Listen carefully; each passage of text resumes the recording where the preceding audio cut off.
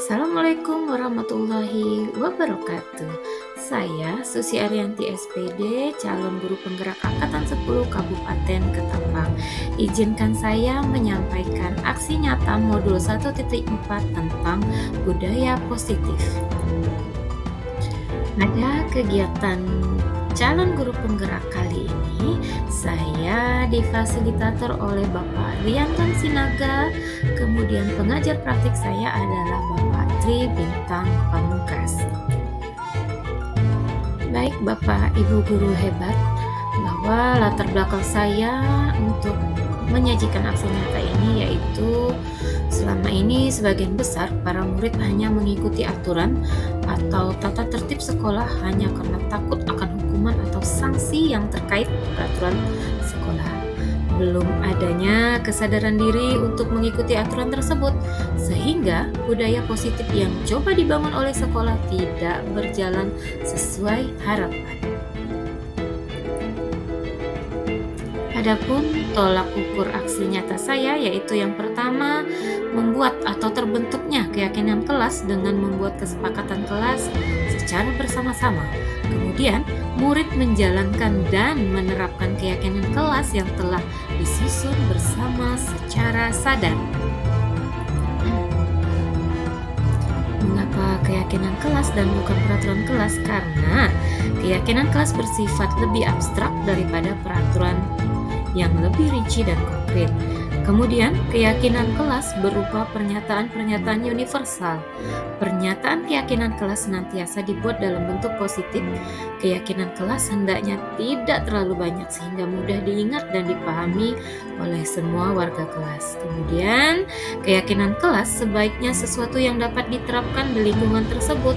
Semua warga kelas hendaknya ikut berkontribusi dalam pembuatan keyakinan kelas lewat kegiatan curah pendapat. Kemudian, langkah-langkah apa yang akan dilakukan dalam menyusun keyakinan kelas? Yang pertama, tentunya harus berkoordinasi dengan kepala sekolah dan menjelaskan pentingnya menanamkan konsep budaya positif di sekolah. Yang kedua, mendiseminasikan tentang pentingnya budaya positif pada rekan sejawat. Kemudian berkoordinasi dan berkolaborasi dengan wali kelas untuk membuat keyakinan kelas. Memantau, merefleksikan, dan mengevaluasi keyakinan kelas yang telah kita buat. Langkah selanjutnya itu dukungan apa yang diperlukan atau siapa yang mendukung kegiatan kita. Yang pertama tentunya adalah dukungan dari kepala sekolah, rekan sejawat, dan murid agar keyakinan kelas yang disusun dapat terlaksana dan menjadi budaya positif di sekolah. Kemudian yang kedua tentunya sarana dan prasarana di sekolah untuk mendukung berjalannya keyakinan kelas. Yang ketiga tentunya adalah orang tua murid sebagai kontrol murid dalam melaksanakan keyakinan murid tersebut.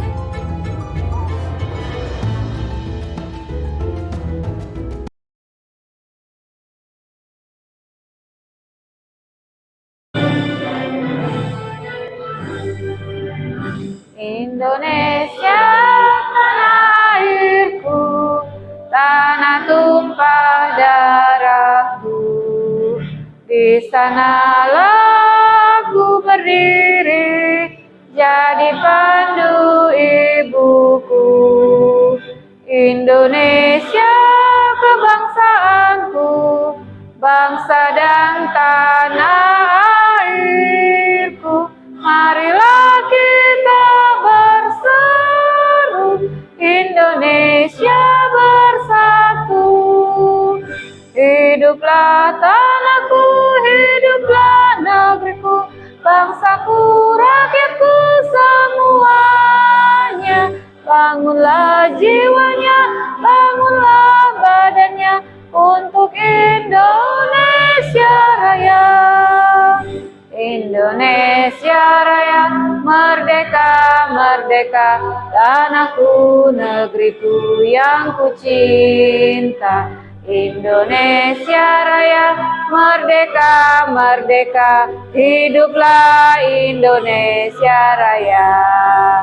Indonesia Raya, merdeka, merdeka, tanahku, negeriku yang ku cinta. Indonesia Raya, merdeka, merdeka, hiduplah Indonesia Raya.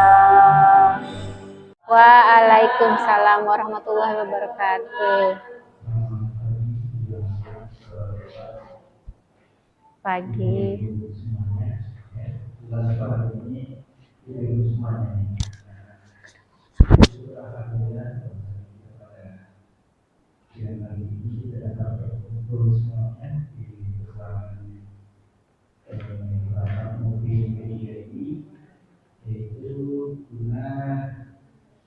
Kita akan melihat berbagai praktek baik dari kawan kita tentang budaya positif dikerjakan di Kelentang oleh Ibu Susi Arianti.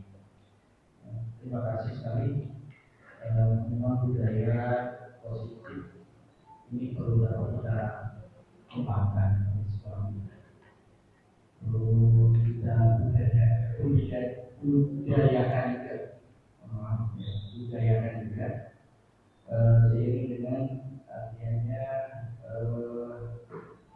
tujuan kita bersama dalam rangka untuk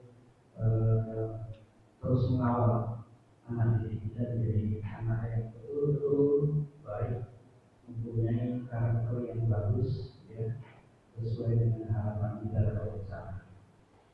Mudah-mudahan artinya berbagi praktek baik dari Bu Susi Arianti ini bisa kita ambil dan kemudian bisa kita implementasikan kepada khususnya kepada anak didik kita semua. Bagus untuk kita terapkan supaya kemudian betul-betul budaya praktek baik ini terus dapat kita kembangkan, kita tingkatkan, ya. Ini adalah salah satu contoh yang akan dapat dilakukan implementasikan oleh kawan kita sosial. Mudah-mudahan nanti kawan-kawan yang lain juga bisa membudayakan apa ini, bisa mengimplementasikan ini semuanya, sehingga budaya positif ini bisa menjadi budaya di sekolah kamu di dalam budaya. Itu saja mungkin pengantar dari saya untuk Susi. Sukses terus untuk Bu Susi Arianti, ya, sampai dengan finish untuk kegiatan tahun 2020. Terima kasih. Assalamualaikum warahmatullahi wabarakatuh. Waalaikumsalam warahmatullahi wabarakatuh. Yes. Assalamualaikum warahmatullahi wabarakatuh. Adil Katalino Bacuramin Kasaruga Basengat Kajubata. Salam kebajikan, namo budaya. Selamat pagi rekan-rekan sekalian. Pagi. Bagaimana kabarnya hari ini? Terima kasih karena sudah meluangkan sedikit waktu untuk ikut serta, ikut ambil bagian dalam tugas saya. Ini adalah salah satu tugas dari modul 1.4 kami tentang disiplin budaya positif. Jadi di sini kami diminta untuk membuat aksi nyata, salah satunya adalah dengan melakukan diseminasi atau berbagi praktik baik tentang budaya positif di sekolah kami masing-masing. Nah, di sini adapun diseminasi saya yaitu tentang pemahaman dan penerapan budaya positif. Baik, kita lanjut ya kawan-kawan. Nah, selamat datang guru hebat, guru-guru yang ada di sini adalah guru-guru yang hebat. Mari kita belajar bersama, berkolaborasi, saling dukung demi terwujudnya budaya positif di sekolah tercinta kita di SMK Negeri 2 Ketapang.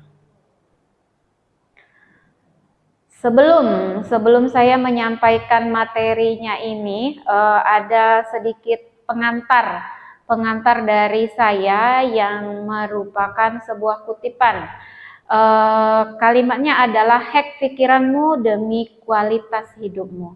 Hack pikiranmu demi kualitas hidupmu. Kalimat ini saya sadur dari seorang penulis berkebangsaan Jerman yang juga merupakan seseorang pakar spiritualis, kemudian pakar juga dari pengembangan diri, yaitu Eckhart Tolle, dengan kalimat "You don't use your mind, it use you." Ada yang tahu artinya? You don't use your mind, it use you. Ada yang tahu? Ada yang pernah dengar atau pernah baca kutipan dari Bapak Eckhart Tolle, orang Jerman ini? Beliau adalah seorang penulis, seorang spiritualis, juga seorang pakar pengembangan diri. Ini yang saya kutip, yang kemudian menjadi dasar dari saya mengapa saya mengikuti CGP ini. Sebenarnya ini dasar saya. Yang pertama, arti dari kalimat itu yaitu kamu tidak menggunakan pikiranmu, tapi pikiranmu lah yang menggunakanmu. Bapak Ibu yang terhormat, boleh Bapak Ibu fokus dulu ke sini. Ketika Bapak Ibu melihat gambar ini di pagi hari, apa yang terlintas di benak Bapak Ibu? Asam. Ada lagi? Segar. Enak. Manis. Ada lagi? Pengen. Lapar. Mencur, kata orang Ketapang tuh mencur. Ada enggak di otak Bapak Ibu menyuruh berpikir seperti itu? Reaksi Bapak Ibu, badan Bapak Ibu memikirkan seperti itu, ada enggak otak menyuruhnya? Gitu. Ketika melihat gambar ini, ada tidak reaksi dari Bapak Ibu, badan Bapak Ibu? Ternyata mencur kan? Ada kan? Ada enggak otak kita memerintahkannya? Enggak ada, enggak ada. Itu adalah reaksi dari badan kita. Itu adalah reaksi dari badan kita. Tidak ada otak kita memikirkan, "Hei, mulut, keluarkan air liurmu," ketika melihat gambar seperti itu. Tidak ada perintah seperti itu di otak kita. Itu faktanya bahwa kamu tidak menggunakan pikiranmu, tetapi pikiran yang menggunakanmu. Nah, kutipan ini mengantarkan fakta bahwa pikiran kita sangat bisa mengendalikan kita. Nah, ini contohnya ya. Jadi saya menampilkan gambar ini, kemudian pikiran kita yang mengendalikannya. Oh, saya mau ini, saya mau ini, saya mau ini. Kemudian kita lanjut. Apa yang terjadi? Apakah tubuh kita bereaksi diperintahkan? Jika tidak, itu adalah bukti bahwa pikiran yang menggunakan kita. Jadi bukan kita yang menggunakan pikiran kita. Kita tidak diperintahkan tubuh kita bergidik ketika melihat sesuatu yang mengerikan. Tidak ada kan? Pikiran kita menyuruh badan kita bergidik. Misalnya kita diceritakan sama kawan nih, ada kecelakaan di sini, terus kita lihat gambarnya. Tidak ada otak kita mikirkannya, gini gitu. Tapi badan kita tiba-tiba bergidik melihat seperti itu. Atau ketika kita melihat, kita bikin romantis. Nah, kan? Tidak ada otak kita menyuruh kita tersenyum. Tetapi ternyata tiba-tiba reaksi dari bibir kita tiba-tiba tersenyum. Melihat adegan-adegan sweet yang ada di film Korea misalnya, langsung mau gitu kan. Biasanya gitu kan kita kan kalau nonton adegan romantis di Korea, atau ketika nonton adegan menegangkan, atau adegan romantis di Queen of Tears yang baru kita tonton tuh kan, yang sangat-sangat romantis itu. Ya, silakan.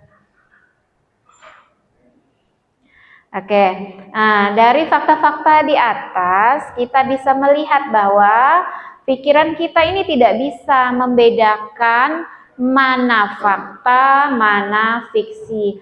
Apapun yang kita lihat, tubuh kita bereaksi. Tidak merintahkan tubuh kita bergidik ketika melihat sesuatu yang mengerikan. Tidak ada kan? Pikiran kita menyuruh badan kita bergidik. Misalnya kita diceritakan sama kawan nih, ada kecelakaan di sini, terus kita lihat gambarnya. Tidak ada otak kita mikirkannya, oh gini gitu. Tapi badan kita tiba-tiba bergidik melihat seperti itu. Atau ketika kita melihat, kita bikin romantis. Nah, kan? Tidak ada otak kita menyuruh kita tersenyum. Tetapi ternyata tiba-tiba reaksi dari bibir kita tiba-tiba tersenyum. Melihat adegan-adegan sweet yang ada di film Korea misalnya, langsung mau gitu kan. Biasanya gitu kan kita kan kalau nonton adegan romantis di Korea, atau ketika nonton adegan menegangkan, atau adegan romantis di Queen of Tears yang baru kita tonton tuh kan, yang sangat-sangat romantis itu. Ya, silakan. Oke, nah, dari fakta-fakta di atas kita bisa melihat bahwa pikiran kita ini tidak bisa membedakan mana fakta, mana fiksi. Apapun yang kita lihat, tubuh kita bereaksi. Tapi tubuh kita ini tidak bisa membedakan fakta dan fiksi. Artinya tubuh kita menerima semua apa yang dia lihat, tapi tidak bisa, sehingga otak kita terpengaruh, ya kan? Begitu juga. Terus bagaimana kita menyikapinya agar reaksi-reaksi di tubuh kita ini menjadi reaksi yang positif? Nah, jadi ketika kita dihantui oleh pikiran kita, maka itu akan berpengaruh di fisik kita. Misal ketika kita nonton film horor, apa yang terjadi di tubuh kita? Kita ketakutan, kita merinding, dada kita berdegup dengan kencang, jantung kita berdegup dengan kencang. Padahal yang kita tonton tuh cuma fiksi, bukan fakta. Apalagi jika fakta yang terjadi. Tapi kenyataan bahwa tubuh kita ini tidak bisa membedakan antara fakta dan fiksi. Sehingga akan berefek pada pikiran kita. Kalau tubuh kita selalu melihat hal negatif, tubuh kita melihat fakta menjadi fiksi, fiksi menjadi fakta, pengaruhnya ke pikiran kita. Sehingga ketika pikiran kita tidak bisa membedakan fiksi, mana yang nyata, kemudian misal kita melihat seseorang ini, benci aja kita melihatnya kan. Ada contoh seseorang yang cemberut terus. Apa yang terjadi pada pikirannya? Apa yang terjadi pada tubuhnya? Susah tersenyum kepada orang, susah menerima pendapat orang. Apa yang terjadi pada dirinya? Karena dia membebaskan apa yang dilihatnya, itu adalah yang menjadi pikirannya. Jadi saya mengajak Bapak Ibu semua sekarang, mari kita hack pikiran kita, mari kita ubah pola kita menjadi pikiran-pikiran yang positif, sehingga menjadi reaksi yang baik kepada tubuh kita. Penuhi pikiran kita, penuhi reaksi badan kita dengan hal-hal positif. Salah satunya misal dengan selalu menerima hal-hal baik, menerima hal-hal positif di lingkungan, entah itu fiksi, entah itu nyata, ambil hal-hal yang positif. Sehingga hasil dari pikiran kita adalah pikiran yang positif. Kemudian reaksi tubuh kita menghasilkan reaksi tubuh yang positif, yang selalu tersenyum, yang selalu bahagia, yang selalu tidak overthinking terhadap orang-orang di luar sana. Jadi hack pikiran kita dengan hal-hal yang baik. Mari kita pengaruhi isi badan pikiran kita dengan hal-hal yang baik. Makanya saya mengajak kawan-kawan, ayo ikut calon guru penggerak, karena di sini kita Kita belajar hal-hal baik, kita belajar hal-hal untuk membangun diri kita menjadi orang-orang yang lebih baik, yang bisa berpengaruh terhadap lingkungan sekitar. Kalaupun kita tidak bisa mempengaruhi lingkungan sekitar, kita tidak apa-apa. Tujuan kita mengikuti kegiatan itu adalah untuk mengubah diri kita, untuk mengubah mindset kita agar menjadi orang-orang yang baik, orang-orang yang tidak dipenuhi dengan overthinking yang ternyata akan berpengaruh ke dirinya. Mengapa ya saya tidak bisa gemuk? Mengapa ya saya tidak bisa terlihat lebih awet muda? Tanyakan ke pikiran kita. Apa yang terjadi dengan pikiran kita? Mengapa ya Ibu Vina umur sudah 38 tapi wajahnya masih muda sekali? Tanyakan kepada Ibu Vina, terjadi apa di proses pikiran Ibu Vina? Selalu tersenyum, selalu happy, selalu bahagia. Munculkan hormon-hormon yang membuat kita lebih awet muda. Baik. Nah, kemudian nih, daripada kita membawa otak kita mencemaskan hal-hal yang belum pernah terjadi, membuat pikiran was-was, mari kita ciptakan dan hack pikiran kita dengan hal-hal yang positif. Sekarang, mari kita hack pikiran kita dengan hal-hal yang positif yang akan kita kembangkan di sekolah kita agar tercipta budaya-budaya positif untuk kemajuan sekolah kita. Salah satu materi yang saya sampaikan di sini adalah salah satu materi untuk menghack pikiran kita agar tercipta budaya baik di sekolah kita, sehingga terjadi sekolah-sekolah yang memiliki kualitas yang luar biasa, kualitas yang didambakan oleh anak-anak, guru-guru yang didambakan oleh anak-anak, bukan guru-guru yang dihindari oleh anak-anak.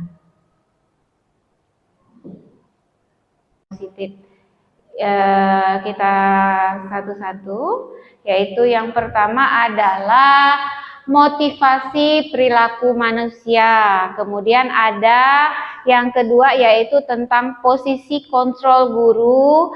Yang ketiga adalah segitiga restitusi. Kemudian ada keyakinan kelas. Saya ulang. Kemudian ada di sini ada perubahan paradigma belajar. Jadi kita ubah dulu perubahan paradigma belajar. Kemudian disiplin positif. Kemudian ada nilai-nilai kebajikan. Jadi di sini kita belajar nilai-nilai kebajikan. Jadi kita belajar guru-guru yang menjadi guru yang benar-benar menjadi guru malaikat. Kemudian ada kebutuhan dasar manusia. Ya Bu Erna ya. Jadi kita belajar menjadi guru-guru yang tidak membawa pentungan ke dalam kelas, membawa kita pada posisi guru yang wise gitu, yang sabar gitu, menjadi guru perih, ibu perih, ibu perih, guru aspek bidadari yang dirindukan oleh anak-anak. Walaupun ternyata Bu Erna juga adalah salah satu guru yang dirindukan oleh anak-anak saya, katanya. Iya, mereka termasuk kagum sama Bu Erna tuh. Nah, kita lanjut ya. Nah, di sini pembelajaran dengan paradigma baru. Pembelajaran dengan paradigma baru itu pembelajaran yang seperti apa? Yaitu merupakan pembelajaran yang dirancang berdasarkan prinsip pembelajaran berdiferensiasi, sehingga peserta didik belajar sesuai dengan kebutuhannya, berdasarkan tahap-tahap perkembangannya, sesuai dengan teori psikologi modern untuk mewujudkan profil pelajar Pancasila. Tentunya profil pelajar Pancasila ini adalah sesuatu yang sudah sangat kita kuasai di kurikulum Merdeka ya. Tapi saya mau mengingatkan lagi, apa sih profil pelajar Pancasila itu apa-apa saja. Jadi profil pelajar Pancasila dalam pendidikan di Indonesia dijabarkan ke dalam 6 dimensi. Yang dimensi pertama yaitu dimensi beriman, bertakwa kepada Tuhan Yang Maha Esa, serta berakhlak mulia. Kedua yaitu dimensi mandiri. Yang ketiga adalah dimensi bergotong royong. Kemudian dimensi berkebinekaan global, bernalar kritis, serta kreatif. Baik. Nah, di sini jadi berkebinekaan global itu dimensi yang seperti apa? Jadi berkebinekaan global ini berkomunikasi dan interaksi antar budaya serta refleksi dan tanggung jawab terhadap pengalaman kebinekaannya pada berkebinekaan global. Kemudian pada bergotong royong ini adalah yang dipakai adalah kolaborasi dari kepedulian. Kalau pada kreatif, yaitu menghasilkan gagasan-gagasan yang orisinal, menghasilkan karya dan tindakan yang orisinal, memiliki keluasan berpikir dalam mencari alternatif solusi permasalahan. Ini adalah pada dimensi kreatif. Pada dimensi bernalar kritis, yaitu memperoleh dan memproses informasi dan gagasan, menganalisa dan mengevaluasi penalaran, serta merefleksi dan mengevaluasi pemikirannya sendiri. Pada dimensi mandiri, yaitu berupa pengembangan diri dan situasi regulasi diri. Pada beriman dan bertakwa kepada Tuhan Yang Maha Esa dan berakhlak mulia, isinya adalah tentang akhlak pribadi, akhlak kepada manusia, kepada alam, dan kepada negara. Nah, ini isi dari profil pelajar Pancasila. Saya sekedar hanya mengingatkan. Saya tahu pasti bahwa ibu-ibu sudah sangat menguasai tentang profil pelajar Pancasila ini. Oke. Kita lanjut pada miskonsepsi tentang makna kontrol. Sebelum itu, saya boleh minta ibu berdiri berhadapan dengan temannya? Silakan berdiri. Ya, berhadapan dengan temannya. Silakan berhadapan. Oke, sekarang yang A, ya tidak apa-apa, silakan genggam kepalan tangannya masing-masing. Satu aja. Nah, satu aja. Ya, Bu Diah memegang tangan Bu Liska, kemudian misalnya Bu Wada memegang tangan Bu Ririn. Oke, dalam genggaman tangan. Jadi seperti contohnya, ya, seperti contoh Bu Diah. Ya. Nah, sekarang silahkan buka kepalan tangan tersebut dengan cara apapun. Mudah. Bu Eriska memberikan tidak?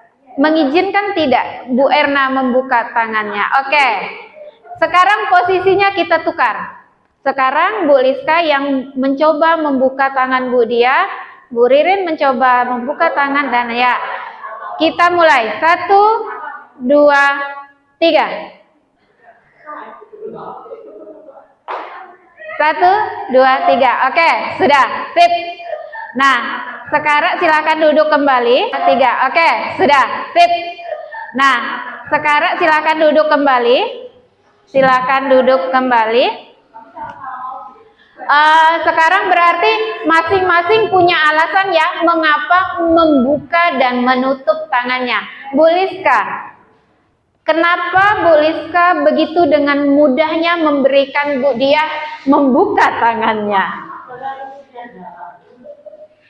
Karena berpikiran positif. Iya.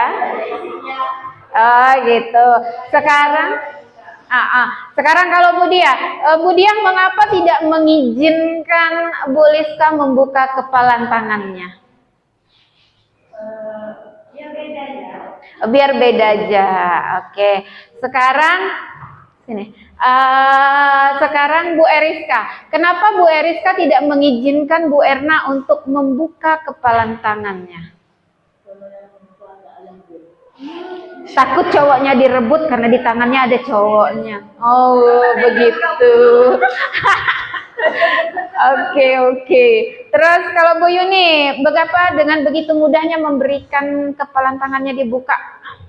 Karena saya yakin dulu ada yang sebelah ini selalu membawa positif. Oh ya, baik, tepuk tangan untuk kita semua.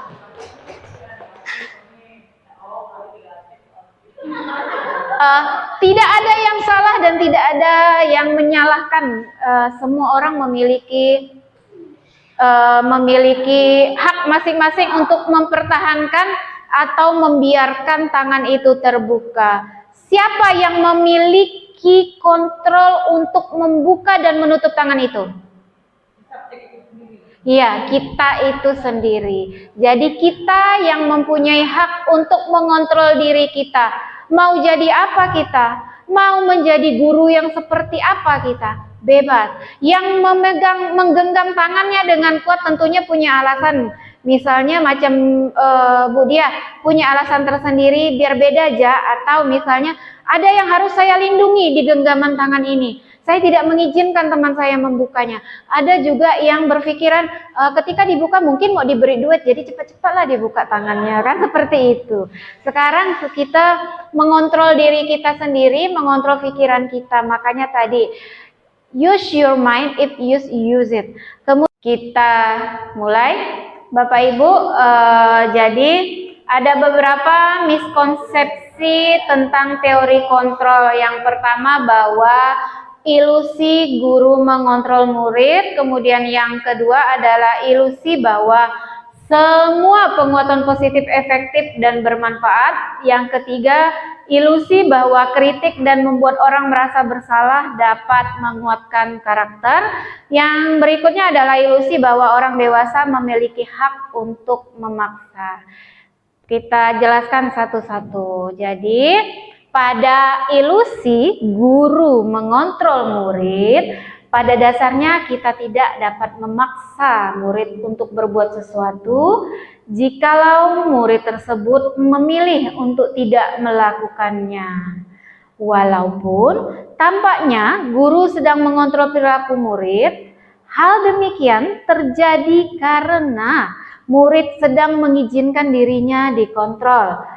Saat itu, bentuk kontrol guru menjadi kebutuhan dasar yang dipilih oleh murid tersebut.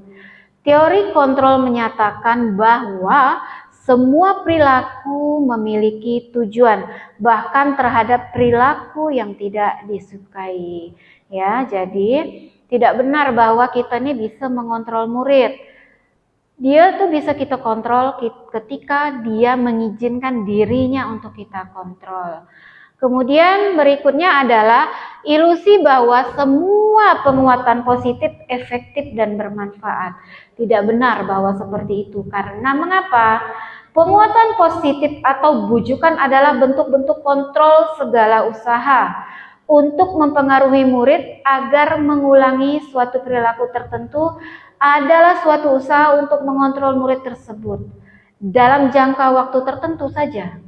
Kemungkinan dalam murid itu mengizinkannya hanya dalam beberapa menit saja.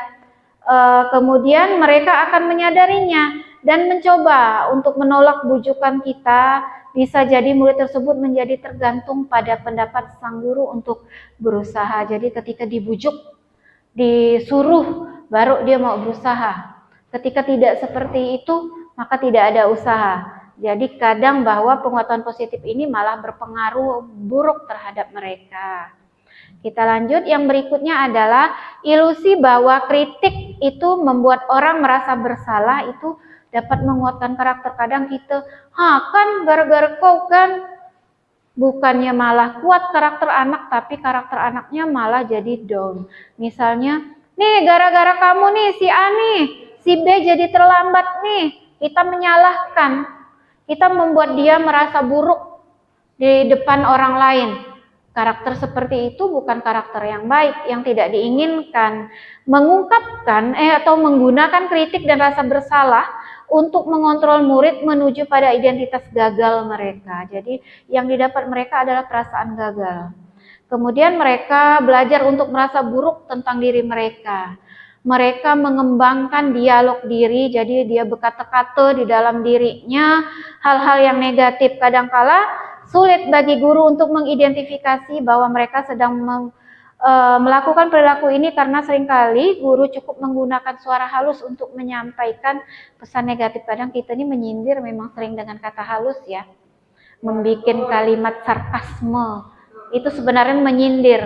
Harusnya orang yang disindir itu merasa tersindir dan harusnya yang kita harapkan dia termotivasi. Tetapi padahal di dalam dirinya kadang dia merasa lebih buruk. Yang berikutnya adalah ilusi bahwa orang dewasa memilih hak untuk memaksa. Jadi kita merasa karena kita ini dah tua, kita ini guru, kita punya hak untuk mengatur mereka, memaksa mereka melakukan sesuatu hal-hal yang mereka tidak inginkan. Itu juga berdampak buruk pada kepribadian mereka. Jadi banyak orang dewasa yang percaya bahwa mereka memiliki tanggung jawab untuk membuat murid tersebut berbuat hal-hal tertentu. Kemudian apa yang dilakukan dapat diterima selama ada sebuah kemajuan berdasarkan sebuah pengukuran kinerja. Pada saat itu pula orang dewasa akan menyadari bahwa perilaku memaksa tidak akan efektif untuk jangka waktu yang panjang dan sebuah hubungan permusuhan tentu akan terbentuk antara guru dan murid. Baik, stop loh, wadah. Sakit pinggang, Bu dia bilang. Kemudian,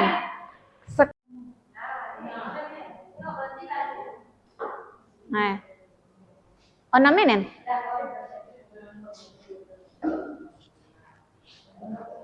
Baik, Bapak Ibu sekalian, Bapak Guru, Ibu Guru hebat sekalian, kita lanjut mengubah paradigma stimulus respon ke teori kontrol. Selama ini dalam paradigma lama, teori yang kita pakai adalah teori stimulus dan respon. Nah, sekarang kita coba ubah benda tersebut, pemahaman tersebut ke dalam teori kontrol. Nah, jadi di sini Bapak Stephen R. Covey mengatakan bahwa bila kita ingin membuat kemajuan perlahan-lahan, sedikit-sedikit, ubahlah sikap dan perilaku Anda. Namun, bila kita ingin memperbaiki cara utama kita, maka ubah kerangka acuan kita. Ubah bagaimana kita melihat dunia, paradigma kita, skema pemahaman kita, dan penjelasan aspek-aspek tertentu tentang realita kita. Jadi kita ubahnya perlahan-perlahan. Dengan cara apa? Nah, di sini pada teori stimulus respon, realitasnya adalah kebutuhan kita nih sama. Tetapi pada teori kontrol, pada pembelajaran diferensiasi, realitanya adalah kebutuhan kita atau kebutuhan murid itu berbeda. Yang kedua, bahwa semua orang melihat hal yang sama. Padahal pada teori kontrol, pada pembelajaran diferensial, setiap orang memiliki gambaran yang berbeda.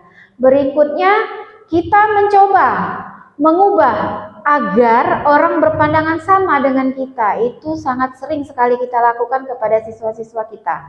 Padahal harusnya kita yang berusaha memahami pandangan orang lain terhadap dunia. Jadi kita ini menjadi guru yang sangat pengertian.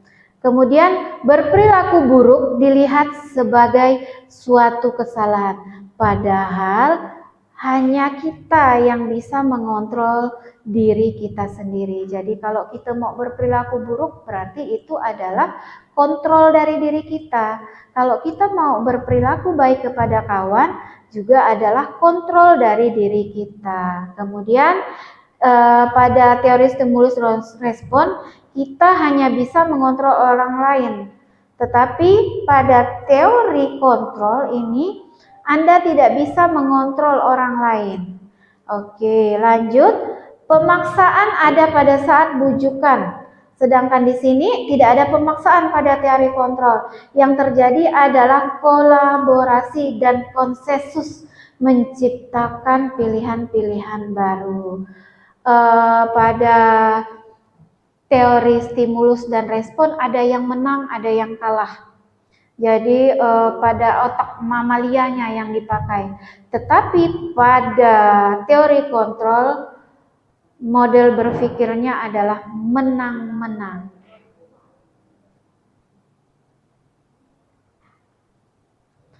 Kita lanjut lagi. Di sini apa sih yang bisa merubah atau mengontrol diri kita? Tentunya diri kita sendiri. Kemudian di sini ada materi tentang disiplin positif dan kebijakan universal. Jadi kita diibaratkan menurut Ki Hajar Dewantara, menurut pakar pendidikan nasional Indonesia, bahwa kita guru adalah seorang petani. Seorang petani yang memiliki peranan penting untuk menjadikan tanamannya tumbuh subur. Siapa tanamannya? Tanamannya adalah murid-murid kita. Anda akan memastikan bahwa tanah tempat tumbuhnya tanaman adalah tanah yang cocok untuk ditanami. Kata tanah di sini berarti adalah lingkungan belajar yang kita ciptakan. Harus lingkungan belajar yang menumbuh kembangkan kemampuan anak, mengembangkan kecakapan anak sesuai kodrat alam dan kodrat zamannya. Tidak dengan paksaan, tetapi mengakomodasi kemampuan mereka, mengakomodasi kebutuhan belajar mereka. Sehingga kebutuhan belajar mereka ketika sudah kita akomodasi dengan cara apa? Dengan cara mendiferensiasikan rencana pembelajaran kita. Nah, jadi di sini maksud dari kata tanahnya tersebut. Kemudian tanggung jawab kita seorang guru adalah bagaimana menciptakan lingkungan positif yang terdiri dari warga sekolah yang saling mendukung, saling belajar, saling bekerja sama sehingga tercipta kebiasaan-kebiasaan baik. Dari kebiasaan baik akan terjadi karakter-karakter baik sekolah. Pada akhirnya akan membentuk sebuah budaya positif. Jadi tidak ada kata menang-menang, tidak ada lagi kata menang kalah di dalam teori kontrol tersebut yang kita tuangkan dalam kebajikan universal ini dalam budaya positif, tetapi ada kata menang-menang. Jadi kita tidak mengontrol orang lain, tetapi kita mengontrol diri kita sendiri. Kita memberi pemahaman kepada siswa untuk mengontrol diri mereka menjadi anak-anak yang berkembang sesuai dengan kodrat alam dan kodrat zaman. Baik, kita lanjut ya. Berikutnya adalah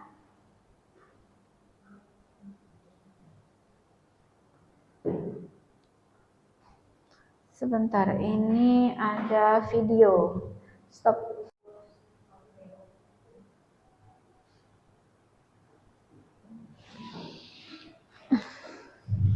Baik, ibu-ibu sekalian, di sini saya akan memutarkan video tentang 5 posisi kontrol guru. Biar lebih jelas, tadi kan masih kita belajar tentang teori kontrol. Ada 5 posisi guru. Kita saksikan video ini bersama-sama. Baik, silakan.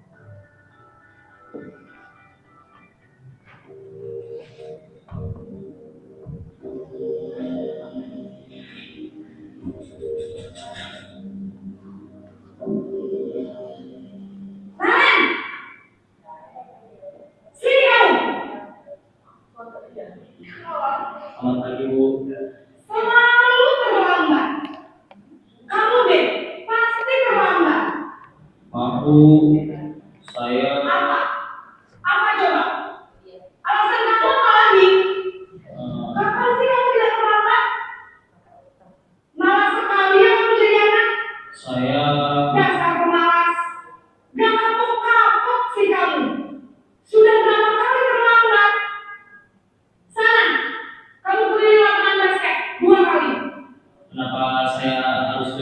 basket, Bu. Kenapa? Kamu melawan ibu? Berani-beraninya jawab. Sudah terlambat, masih berani jawab enggak? Sekarang, keliling lapangan basket 5 kali sekalian. Biar kapok. Cepat. Pergi sana ke lapangan basket. Nah, yang berikutnya adalah posisi pembuat rasa bersalah. Posisi kontrol guru, pembuat rasa bersalah.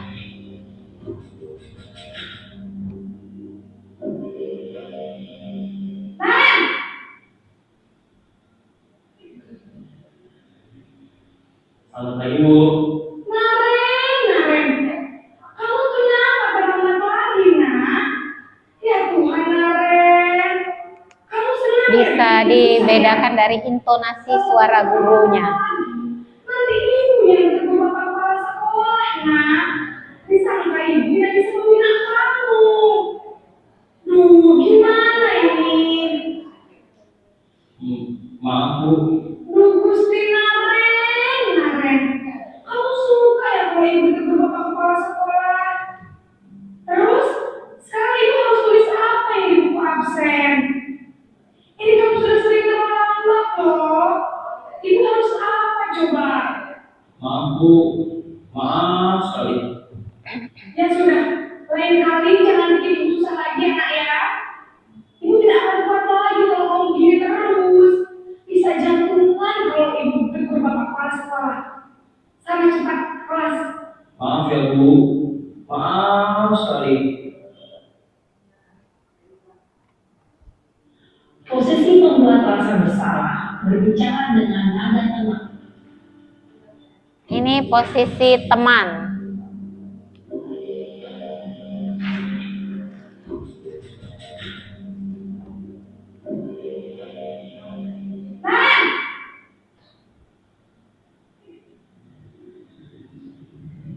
Selamat pagi, Bu. Wah, sudah jam berapa ini, nak? Terlambat lagi ya, sayang. Iya, Bu. Habis ibu saya lupa bangunkan saya, Bu. Kamu malah menyalahkan ibu kamu. Kamu bukannya anak yang paling kencang. Kok terlambat sih? Iya, Bu. Saya memang terlambat bangun tadi. Jadi, biar Bu saya kencang, tetap kejar, Bu. Ya sudah, sana. Nanti lain kali larinya lebih kencang lagi ya. Biar gak terlambat lagi. Bikin senang ibu. Demi ibu. Bisa kan? Bisa, Bu. Ya sudah, sana ke sekolah. Apa? Ibu beresin urusan absen kamu. Apa, Pak? Iya. Kamu ini ada saja. Oh, jadi di atas.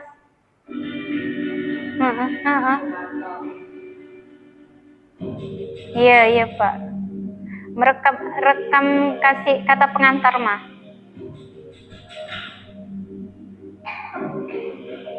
Bapak.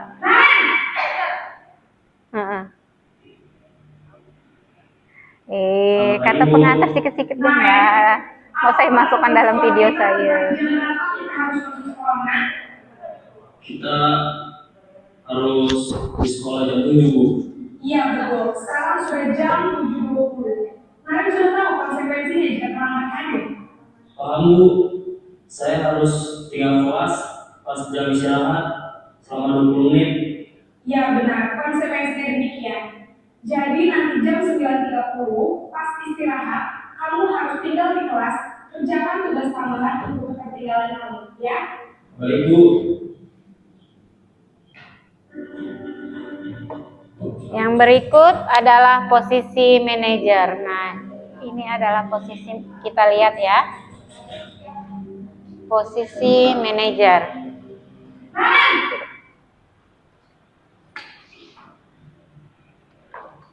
Selamat pagi, Bu. Selamat pagi, Naren. Maaf, Bu. Saya terlambat. Iya, sekolah masuknya jam 7, sekarang sudah jam 7.20. Jadi sekarang bagaimana ini, Naren? Maaf, Bu. Saya lupa soal saya semalam. Baiklah, menurut kamu, keyakinan sekolah yang mana yang perlu kamu tingkatkan? Menghargai diri sendiri dan orang lain mungkin, Bu. Setuju. Jadi, apakah Naren meyakini saling menghormati tersebut? Iya Bu, saya meyakininya. Apakah Anda bersedia memperbaiki masalah keterlambatan ini? Bersedia Bu. Bagaimana kamu akan memperbaiki masalah keterlambatan ini?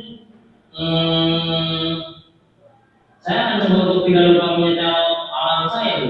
Baik, kalau kalian mau mengenal di rumah, Kembali, Bapak Ibu sekalian, mohon izin saya duduk karena berdiri agak sedikit sakit pinggang.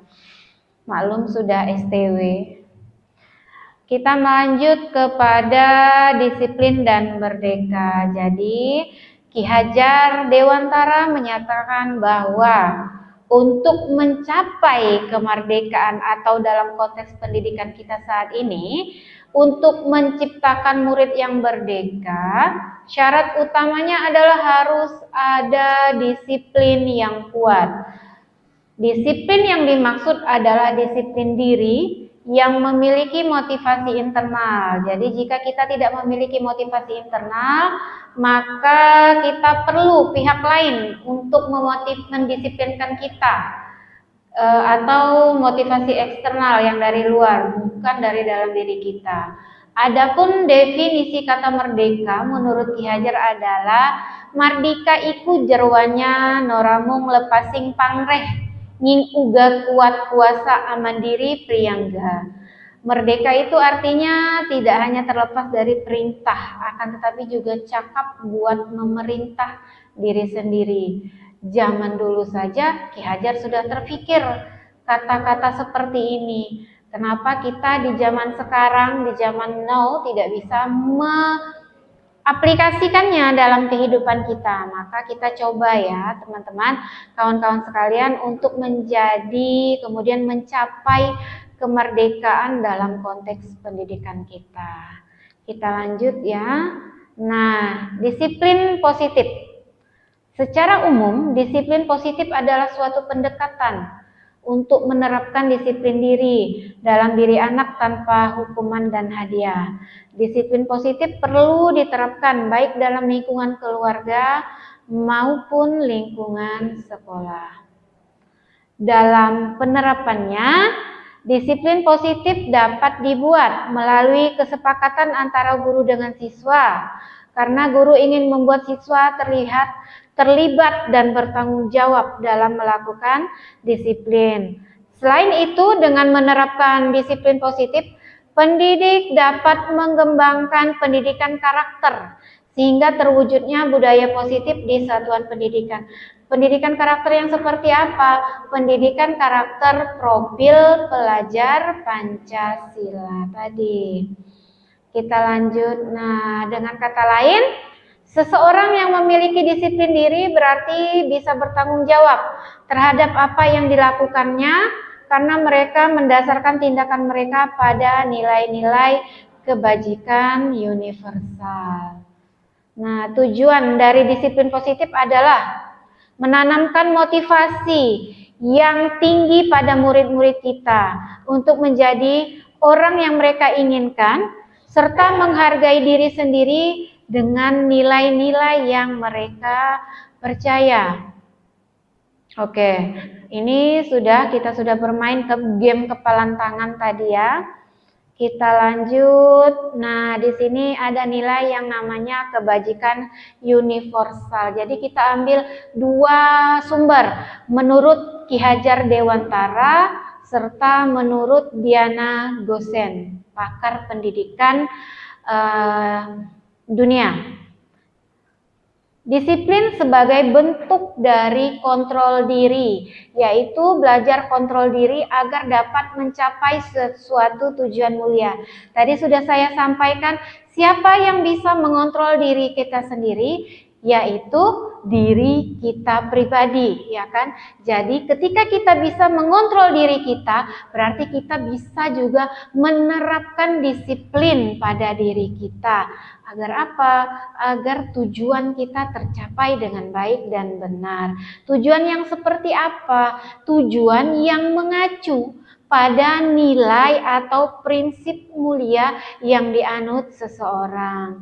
Nah, kita namakan nilai-nilai tersebut, acuan-acuan tersebut sebagai kebajikan yang universal. Misal kontrol diri dari Bu Diah. Bu Diah nih kontrol dirinya adalah disiplinnya datang tepat waktu. Tujuannya agar apa? Menjadi contoh bagi kawan-kawan lain. Karena posisi Bu Diah sebagai waka kurikulum, memberi contoh kepada kawan-kawan. Sehingga ketika dia bisa mengontrol dirinya dengan hadir tepat waktu, teman-temannya yang lain akan mencontoh kebajikan yang ditampilkan oleh Ibu Diah. Kebajikan universalnya yaitu disiplin waktu. Kawan yang lain bisa menilai, bisa mengikuti. Ketika kawan lain terlambat, malu pada dirinya. Berarti belum bisa mengontrol dirinya untuk datang tepat waktu. Oke, ada beberapa institusi atau organisasi pendidikan yang telah memiliki nilai kebajikan. Nah, salah satu nilai kebajikan yang kita terapkan di dalam pendidikan oleh Indonesia yaitu profil pelajar Pancasila. Tadi sudah kita pelajari ada 6 profil pelajar Pancasila.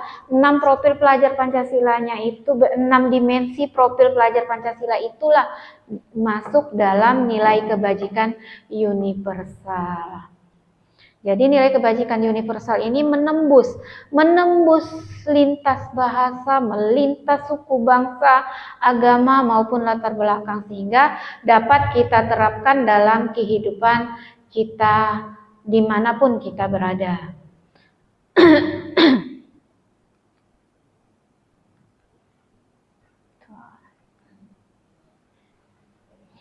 Oke, oh ya.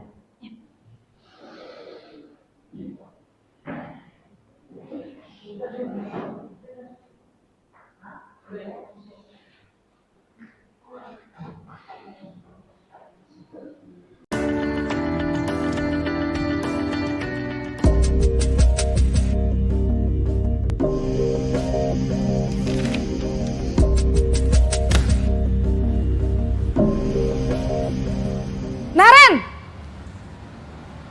Sini kamu! Selamat pagi, Bu. Selalu terlambat. Kamu deh, pasti terlambat. Maaf, Bu. Saya... Apa? Apa coba? Alasan kamu apa lagi? Kapan sih kamu tidak terlambat? Malas sekali ya kamu jadi anak. Saya... Dasar pemalas. Gak kapok-kapok sih kamu. Sudah berapa kali terlambat? Sana, kamu keliling lapangan basket 2 kali. Kenapa saya harus keliling lapangan basket, Bu? Kenapa? Kamu mau lawan ibu? Berani-beraninya jawab. Sudah terlambat, masih berani jawab pula. Sekarang, keliling lapangan basket 5 kali sekalian. Biar kapok. Cepat! Pergi sana ke lapangan basket.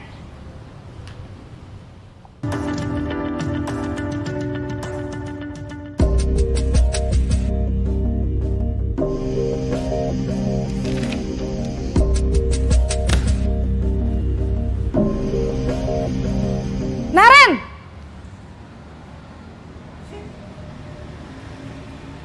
Selamat pagi, Bu. Naren. Kamu kenapa terlambat lagi, nak? Ya Tuhan, Naren. Kamu senang ya bikin ibu susah ya? Kalau kamu terlambat lagi, nanti ibu yang ditegur bapak kepala sekolah, nak. Disangka ibu tidak bisa membina kamu. Duh, gimana ini? Maaf, Bu. Duh, Gusti Naren. Kamu suka ya kalau ibu ditegur bapak kepala sekolah? Terus, sekarang ibu harus tulis apa ini di buku absen? Ini kamu sudah sering terlambat loh. Ibu harus apa coba? Maaf, Bu. Maaf sekali. Ya sudah, lain kali jangan bikin ibu susah lagi ya, nak ya. Ibu tidak akan kuat lagi kalau kamu begini terus. Bisa jantungan kalau ibu ditegur bapak kepala sekolah. Sana cepat ke kelas. Maaf ya, Bu. Maaf sekali. Posisi pembuat rasa bersalah berbicara dengan nada tenang.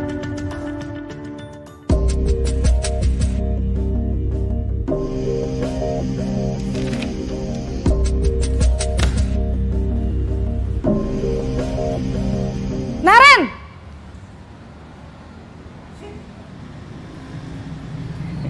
Selamat pagi, Bu. Wah, sudah jam berapa ini, Nak? Terlambat lagi ya, sayang. Iya, Bu. Habis ibu saya lupa bangunkan saya, Bu. Kamu malah menyalahkan ibu kamu. Kamu bukannya anak yang larinya paling kenceng. Kok terlambat sih? Iya, Bu. Saya memang terlambat bangun tadi. Jadi, biarpun saya lari kencang, tetap gak kekejar, Bu. Ya sudah sana, nanti lain kali larinya lebih kenceng lagi ya. Biar gak terlambat lagi. Bikin seneng ibu, demi ibu. Bisa kan? Bisa lah, Bu. Ya sudah sana masuk kelas. Ibu beresin urusan absen kamu. Kamu ini ada-ada saja.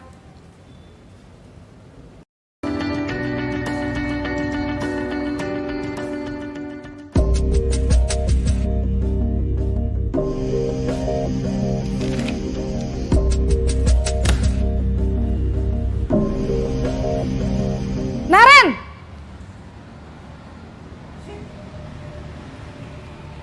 Selamat pagi, Bu. Naren, apa peraturan sekolah kita tentang jam berapa kita harus masuk sekolah, Nak? Kita harus di sekolah jam 7, Bu. Iya, betul. Sekarang sudah jam 7.20. Naren sudah tahu konsekuensinya jika terlambat hadir. Paham, Bu. Saya harus tinggal kelas pas jam istirahat selama 20 menit. Iya, benar. Konsekuensinya demikian.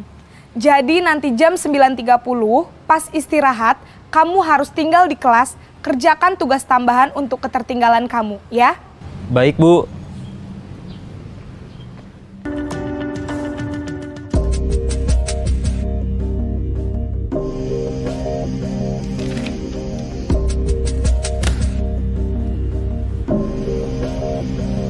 Naren!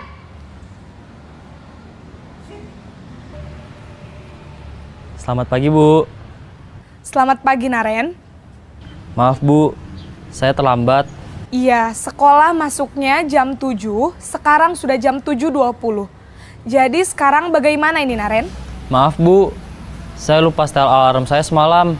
Baiklah, menurut kamu, keyakinan sekolah yang mana yang perlu kamu tingkatkan? Menghargai diri sendiri dan orang lain mungkin ya, Bu. Setuju.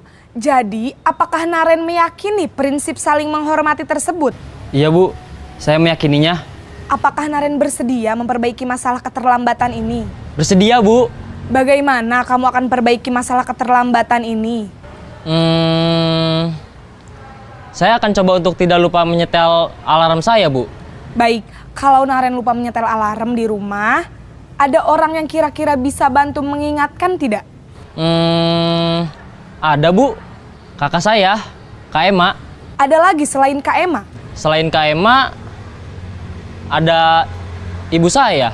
Baik, jadi yang mengingatkan Naren adalah Kak Ema dan ibu kamu ya? Kira-kira akan mulai setel alarm kapan nih, Naren? Setelah pulang sekolah, akan segera saya lakukan. Baik, jadi Naren akan setel alarm untuk bangun besok pagi dan akan diingatkan oleh kakak dan ibunda Naren ya. Ada lagi yang mungkin perlu dilakukan, Naren? Agar tidak terlambat bangun lagi. Tidak ada, Bu. Baik, Naren. Terima kasih untuk kerjasama kamu. Sekarang kamu perlu kembali ke kelas untuk belajar. Baik, Bu. Terima kasih. Diferensiasi dan pada kurikulum merdeka. Saat kita berulang kali menjanjikan hadiah kepada anak-anak agar berperilaku bertanggung jawab, atau kepada seorang murid agar mempelajari sesuatu yang baru, atau kepada seseorang karyawan untuk melakukan pekerjaan yang berkualitas, kita sedang berasumsi mereka tidak dapat melakukannya atau mereka tidak akan memilih untuk melakukannya. Karena ketika kita tidak menjanjikan hadiah, mereka tidak akan melakukannya. Pendapat ini oleh Alfikon, salah satu pakar pendidikan dunia. Ada pengaruh jangka pendek dan jangka panjang pada penghargaan.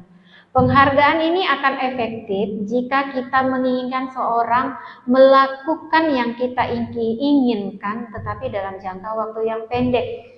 Jika kita menggunakan penghargaan lagi dan lagi, maka orang tersebut akan bertergantungan pada penghargaan yang diberikan, sehingga kehilangan motivasi dalam dirinya atau kehilangan motivasi intrinsiknya.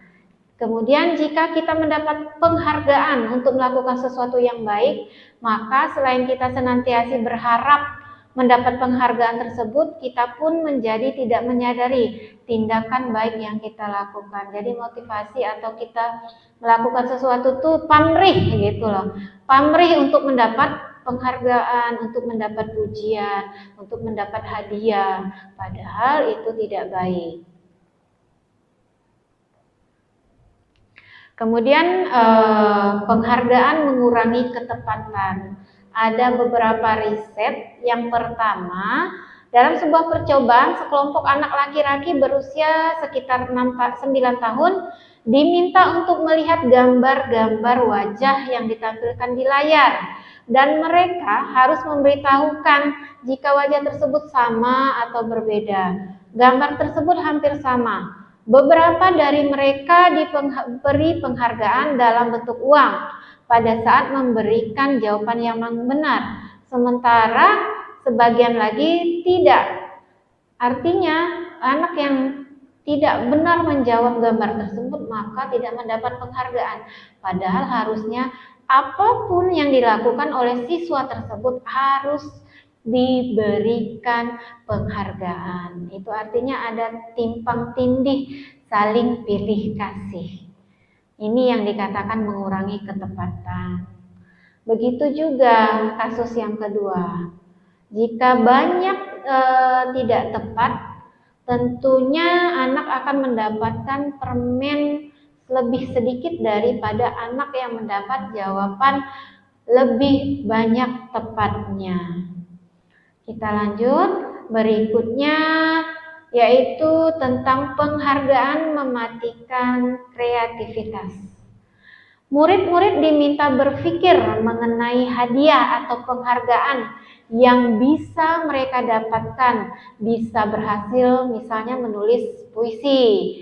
Kreativitas murid akan menjadi berkurang dibandingkan tidak diberitahukan tentang hadiah yang mereka bisa terima. Jadi motivasinya dari diri itu hanya berupa hadiah. Kreativitasnya tidak berkembang, terkungkung oleh hadiah. Sama kalau pekerja seni, ada lomba, tentu kreativitasnya lebih kurang daripada mereka yang menciptakan suatu karya seni tanpa paksaan atau embel-embel hadiah. Ketika ada tugas, kita janjikan hadiah, maka siswa kurang kreatif karena mereka tidak kreatif dalam menentukan jalan keluarnya. Kemudian penghargaan menghukum. Penghargaan menghukum mereka yang tidak mendapatkan penghargaan misalnya dalam sistem ranking. Kemudian memberikan penghargaan dan hukuman itu adalah hal yang sama karena keduanya mencoba mengendalikan perilaku seseorang. Karena orang pada dasarnya tidak suka dikendalikan dalam jangka waktu yang lama, penghargaan akan terlihat sebagai hukuman. Jika suatu penghargaan diharapkan, namun Anda tidak mendapatkannya, Anda akan merasa dihukum. Kemudian ada motivasi dalam diri atau intrinsiknya. Saat seseorang anak belajar pertama kali, ketika dia bisa, dia akan mempunyai suatu penghargaan di dalam dirinya, suatu kebanggaan bahwa dia bisa membaca. Ketika mereka sudah bangga dengan pencapaian dirinya, maka itulah suatu hadiah yang sebenarnya, kegembiraan yang sebenarnya yang dirasakan secara alamiah.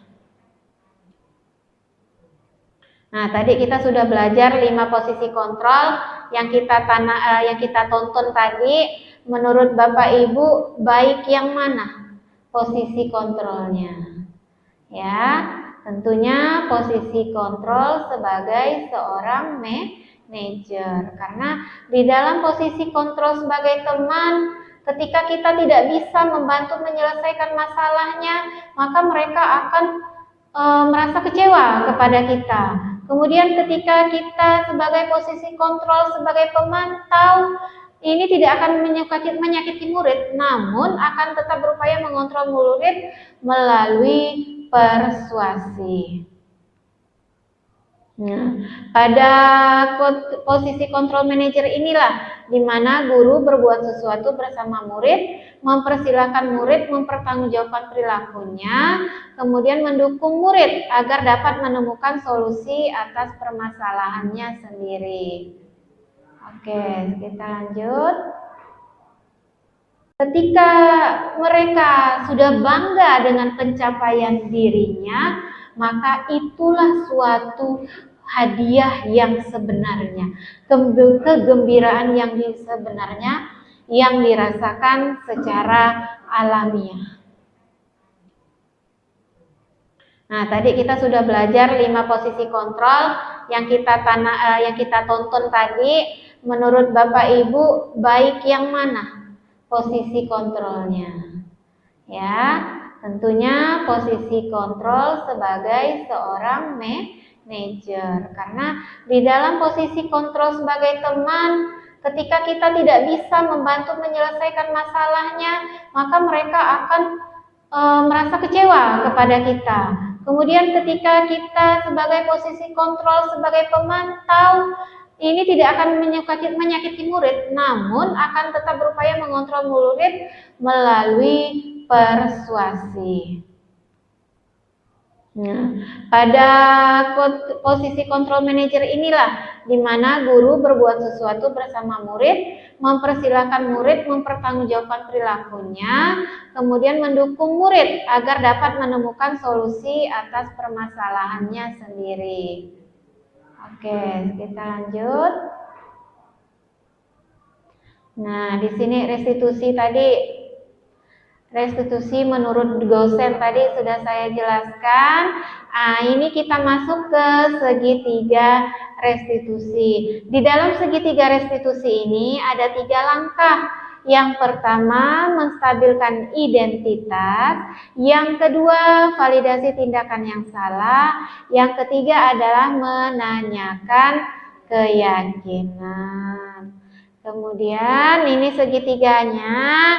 Tentu di sini, nah kita bisa baca sama-sama ya. Segitiga restitusi ini adalah suatu proses dialog yang dijalankan oleh guru agar dapat menghasilkan murid-murid yang mandiri dan bertanggung jawab. Pada tahap menstabilkan identitas, bagian dasarnya segitiga restitusi. Kalimat yang kita gunakan apa? Kalimat yang kita gunakan, berbuat salah itu wajar atau tidak ada manusia yang sempurna. Ibu bapak juga pernah melakukan itu. Ini pada tahap menstabilkan identitas. Tahap keduanya adalah validasi tindakan yang salah. Setiap tindakan yang dilakukan oleh suatu tujuan memenuhi kebutuhan dasar. Menurut teori kontrol, semua tindakan manusia itu baik. Jadi kalimatnya kira-kira seperti, kamu pasti punya alasan mengapa melakukan hal tersebut. Kemudian menanyakan keyakinan. Di sini kita tanya, apa keyakinan kelas yang telah kita buat? Nilai apa yang sudah kita sepakati bersama? Nilai-nilai keyakinan yang seperti itu yang kita perlukan. Nah, contoh penerapan segitiga restitusi. Silakan Bapak Ibu saksikan. Ini adalah contoh penerapan segitiga restitusinya.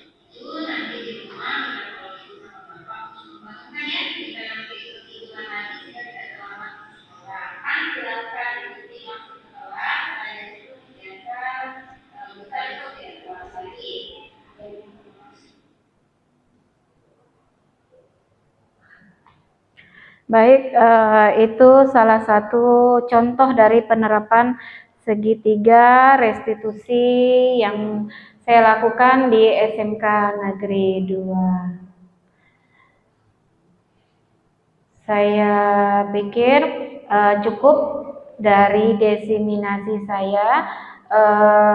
Silakan jika ada pertanyaan dari Bapak Ibu. Oke, terima kasih Bapak Ibu guru hebat karena sudah menyempatkan waktu hadir pada acara berbagi praktik baik budaya positif oleh saya yang merupakan salah satu tugas dari calon guru penggerak saya. Terima kasih sudah hadir, terima kasih sudah membersamai saya, berkolaborasi dengan baik dengan saya. Terima kasih kepada kesempatannya. Saya mohon maaf jika di dalam penyampaian yang saya lakukan kurang baik, karena memang kurang dan belum bisa menguasai materi dengan baik. Akhir kata saya ucapkan wabillahi taufiq wal hidayah. Wassalamualaikum warahmatullahi wabarakatuh. Assalamualaikum warahmatullahi wabarakatuh. Nama saya Yuniati. Saya adalah guru proyek IPAS di SMK Negeri 2 Ketapang. Di sini saya merupakan rekan dari Ibu Susi Arianti. Setelah mendengarkan diseminasi yang dilakukan oleh Ibu Susi Arianti, tanggapan saya tentang disiplin budaya positif ini sudah sangat baik. Semoga kami juga bisa menerapkan pada proses pembelajaran di sekolah ini dengan langkah-langkah segitiga restitusi seperti yang telah dilakukan oleh Ibu Susi Arianti.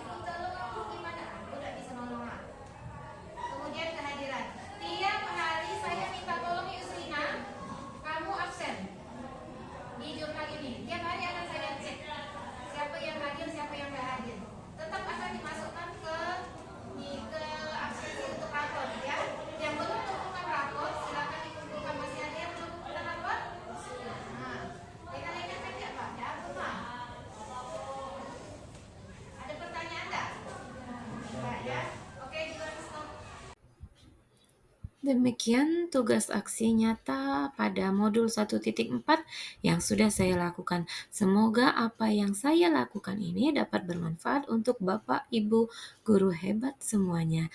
Akhir kata saya akhiri. Wassalamualaikum warahmatullahi wabarakatuh. Sampai jumpa di tugas berikutnya.